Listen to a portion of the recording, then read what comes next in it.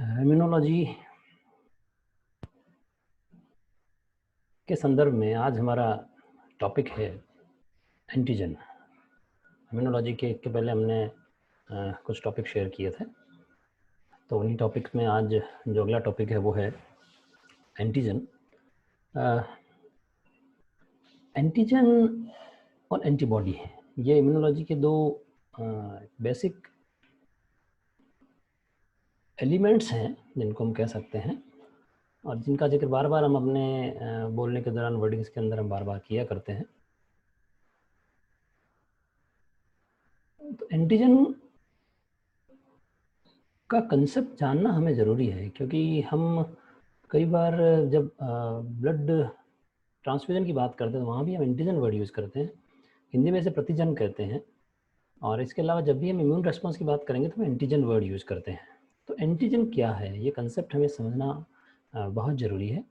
तो देखिए, एंटीजन जो है ऐसा कोई भी मॉलिक्यूल जो कि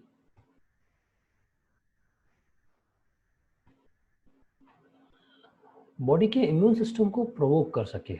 इसका जो शाब्दिक अर्थ है वो है अगेंस्ट प्लस बर्थ।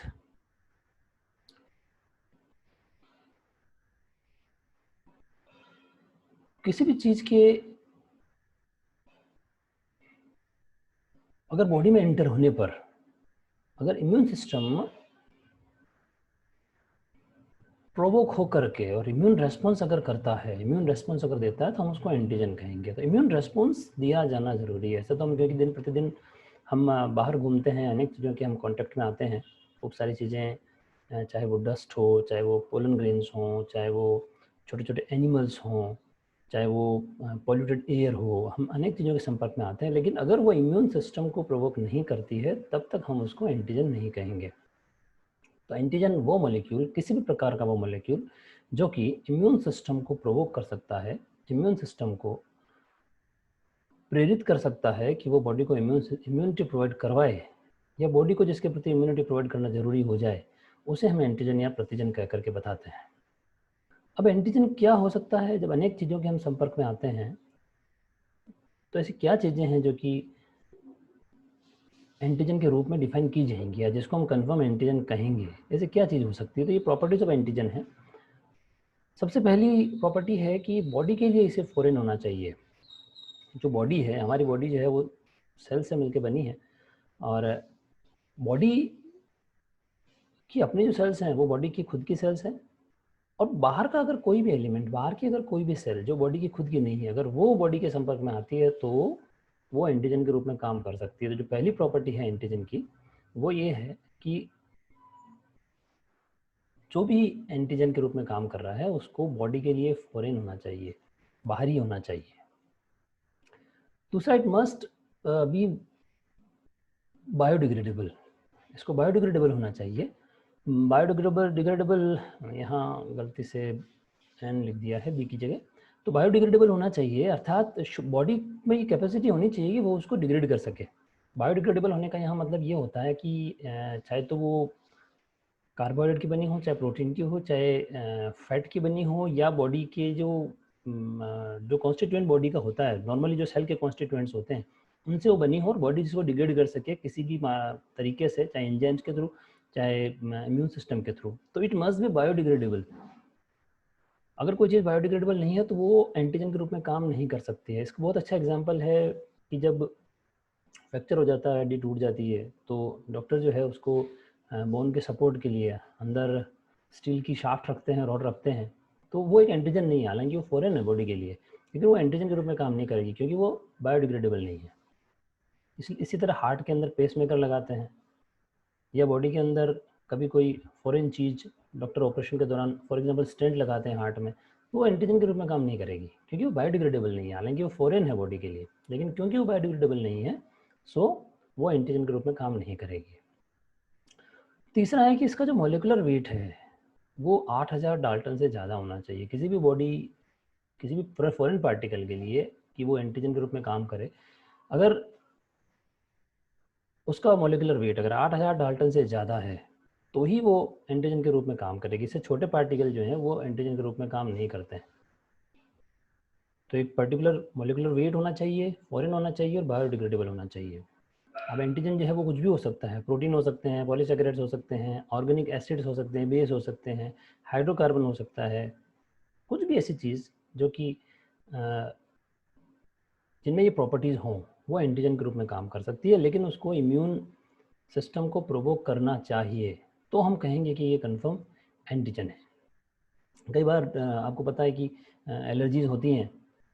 एलर्जी का मतलब वही है कि इम्यून सिस्टम ने वो किया है, रेस्पॉन्ड किया है, तो डॉक्टर फिर एलर्जी टेस्ट करवाते हैं कि आपको किस चीज़ से एलर्जी है। तो वो जिस चीज़ से एलर्जी बताएंगे वो एक एंटीजन होगा, जो कि रोग पैदा कर रहा है, एक प्रकार का डिजीज़ पैदा कर रहा है। तो वो जो टेस्ट होते हैं उस टेस्ट के दौरान पता पड़ता है कि भाई आपको पोलन ग्रेन से एलर्जी है या किसी और चीज़ से एलर्जी है, जिसके कारण आपका इम्यून सिस्टम जो है वो कुछ ना कुछ रिस्पॉन्ड कर रहा है और उसके कारण ये तकलीफ़ हो रही है। तो जो एंटीजन है वो एंटीजन में ये प्रॉपर्टीज़ होनी चाहिए। अब जो एंटीजन है वो छोटा भी हो सकता है, एंटीजन बड़ा भी हो सकता है। जो लार्जर एंटीजन्स होंगे उनके अंदर उसके सरफेस के ऊपर स्पेसिफिक ग्रुप्स होते हैं, स्पेसिफिक पॉइंट्स होते हैं और या रीजन्स होते हैं जिनको एपिटोप कह के बताते हैं। और हर एपिटोप जो है एक अलग तरह का इम्यून रेस्पॉन्स कोज करता है। और एपिटोप ये वो जगह होती है जिससे आकर के एंटीबॉडी बाइंड होएगा, और एंटीबॉडी जिससे बाइंड होता है उसको हम बोलते हैं पेराटॉप। तो ये एपिटोप पेराटॉप बाइंडिंग होती है एंटीजन एंटीबॉडी रिएक्शन के दौरान। अब कितना बड़ा मॉलिक्यूल है, कितनी बड़ी उसकी साइज है, सरफेस एरिया कितना है, उसी के अकॉर्डिंग उस पर एपिटोप का नंबर भी जो है वो कम या ज़्यादा हो सकता है। वो एग्जाम्पल के लिए अब एक प्रोटीन एंटीजन है, वो उसका 50 अमाइनो एसिड जो हैं वो उसका एक एपिटोप बनाते हैं। अब अगर जितना बड़ा एंटीजन होगा वो उतना ही ज़्यादा उसके अंदर एपिटोप्स होंगे या सरफेस रीजन्स होंगे, और वो इतना ही ज़्यादा क्या करेगा, इम्यून रेस्पॉन्स कोज करेगा। हेप्टेन्स, हेप्टेन्स वो मॉलिक्यूल्स होते हैं जिनका मॉलिकुलर वेट एक तो कम होता है, और वो अकेले जो हैं वो इम्यून रेस्पॉन्स को कॉज नहीं कर सकते, मतलब डायरेक्टली वो कंप्लीट एंटीजन नहीं है। हेप्टेन्स वो मॉलिक्यूल होते हैं जो कि दूसरी प्रॉपर्टीज तो उनके अंदर होती है, लेकिन फिर भी इसके बावजूद भी वो खुद जो है बॉडी में इम्यून रेस्पॉन्स कॉज नहीं कर सकते हैं। ऐसे मॉलिक्यूल्स हेप्टेन्स कहलाते हैं। तो हेप्टेन्स को एंटीजन बनने के लिए उनको किसी लार्ज कैरियर प्रोटीन से जुड़ना होता है। जब वो लार्ज कैरियर प्रोटीन से जुड़ जाते हैं तो वहाँ उनकी साइज़ बड़ी हो जाती है, और साइज़ बड़ी होने के साथ ही वो एक कंप्लीट एंटीजन के रूप में इम्यून सिस्टम को प्रोवोक कर सकते हैं और इम्यून एंटीजन के रूप में फंक्शन कर सकते हैं। तो hapten alone they can not act as an antigen. When these become associated with large carrier molecules, these behave like a complete antigen, and now they can provoke immune response. ये हेप्टेन्स है। इस हेप्टेन्स का example जो है हम देते हैं dinitrophenol को। डाइनाइट्रोफिनॉल वो हेप्टेन है, खुद इम्यून सिस्टम को इम्यून रेस्पॉन्स कोज नहीं कर सकता, लेकिन ये प्रोटीन के साथ जुड़ जाता है, तो जुड़ने के बाद यह एक एंटीजन के रूप में फंक्शन कर सकता है। कार्ल लैंडस्टेनर ने 1920 में इसका कंसेप्ट दिया था हेप्टेन्स का, और उसको उन्होंने हाफ एंटीजन कह करके बताया था। हेप्टेन हालांकि इम्यूनोग्लोबुलिन से बाइंड हो सकते हैं, मतलब एंटीबॉडी से बाइंड तो हो सकते हैं, लेकिन इनकी बाइंडिंग इतनी एफिशिएंट नहीं होती जितनी एफिशिएंट होनी चाहिए एक एंटीजन की, क्योंकि ये कम्प्लीटली इम्यून सिस्टम को प्रोवोक नहीं कर सकते हैं। फर्दर ऑटो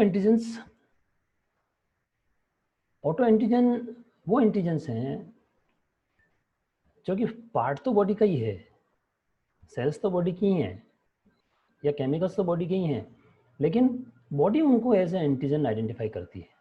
कुछ कारणों से बॉडी अपनी ही सेल्स को, अपने ही टिश्यूज़ को एंटीजन के रूप में एक्सेप्ट करने लगती है, उनको फॉरेन समझने लगती है। ऐसे एंटीजन कहलाते हैं ऑटो एंटीजन्स। तो ऑटो एंटीजन्स हैं तो बॉडी के ही, वो जो सेल्स हैं या टिश्यूज़ हैं या केमिकल्स हैं वो हैं तो बॉडी के ही, लेकिन किन्हीं कारणों से बॉडी उनको एज ए फॉरेन डील करती है और उन्हीं के प्रति इम्यून रेस्पॉन्स दिखाने लग जाती है, और इसका जो रिजल्ट होता है वो रिजल्ट होता है auto immune disorders. Auto immune disorders, स्व प्रतिजन कह सकते हैं हम इनको। ऑटो इम्यून डिसऑर्डर्स, बॉडी अपने ही टिश्यूज़ को फॉरेन समझकर एंटीजन के रूप में लेती है, उसके लिए एंटीबॉडी पैदा कर देती है, और वो एंटीबॉडी अल्टीमेटली अपनी बॉडी को क्या कर देते हैं, डैमेज कर देते हैं, अपनी बॉडी को डिस्ट्रॉय कर देते हैं। तो इस तरह का जो एंटीजन होते हैं वो कहलाते हैं ऑटो एंटीजेंस। अब जो ऑटो एंटीजेंस हैं उनका रिजल्ट क्या होता है, अल्टीमेटली उनका रिजल्ट ये होता है कि ऑर्गन फंक्शंस चेंज हो जाते हैं, बॉडी टिश्यू डैमेज हो जाते हैं, और किसी पर्टिकुलर ऑर्गन की जो है वो एबनॉर्मल ग्रोथ हो जाती है, जो कि फर्दर फिर उसी ऑर्गन के या उसी टिश्यू के नॉर्मल फंक्शनिंग को प्रभावित करती है। अब इसके एग्जांपल्स जो हैं वो हैं एग्जांपल रूमेटॉइड आर्थराइटिस। इसका एग्जांपल हम सभी जानते हैं, गठिया जिसको हम कहते हैं, जिसके अंदर जो जॉइंट्स होते हैं वो जॉइंट्स में सूजन आ जाती है। नॉर्मली जो बॉडी से दूर के जो जॉइंट्स वो पहले प्रभावित होते हैं, फिर धीरे धीरे सारे जॉइंट जो हैं वैसे प्रभावित हो जाते हैं। तो जॉइंट्स में जो मेम्ब्रेन होती है वो मेम्ब्रेन स्वेल हो जाती है, अल्टीमेटली वो मेम्ब्रेन डैमेज हो जाती है, और बोन्स जो हैं वो लगातार एक दूसरे से टकरा टकरा कर जॉइंट्स डैमेज हो जाते हैं, बोन्स टेढ़ी हो जाती हैं। तो चीफली इसका जो असर होता है रूमेटॉइड आर्थराइटिस का वो जॉइंट्स पे होता है, लेकिन धीरे धीरे बॉडी के दूसरे जो ऑर्गन्स हैं उनके ऊपर भी इसका असर होता है।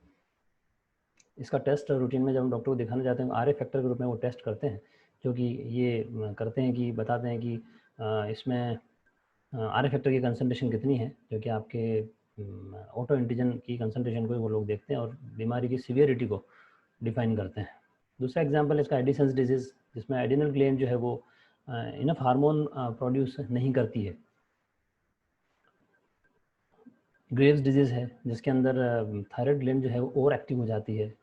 और बहुत अच्छा एग्जांपल है आपका टाइप 1 डायबिटीज़, वो भी इसी का एग्जांपल है। तो ऑटो इम्यून डिसऑर्डर्स जो हैं वो इस ऑटो एंटीजन के कारण क्रिएट होते हैं।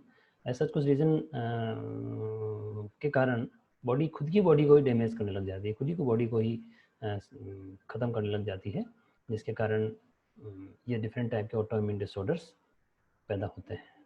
तो ये एक एंटीजन का कंसेप्ट है, ये कंसेप्ट हमें पता होना चाहिए ताकि हमको ये पता पड़े कि एंटीजन क्या होता है, एंटीजन या प्रतिजन क्या होता है। तो एंटीजन या प्रतिजन हमेशा फॉरेन होंगे, बायोडिग्रेडेबल होंगे, और इनका मॉलिक्यूलर वेट जो है वो 8000 डाल्टन तो होना ही चाहिए, जिससे वो एंटीजन के रूप में फंक्शन कर सके। थैंक्स।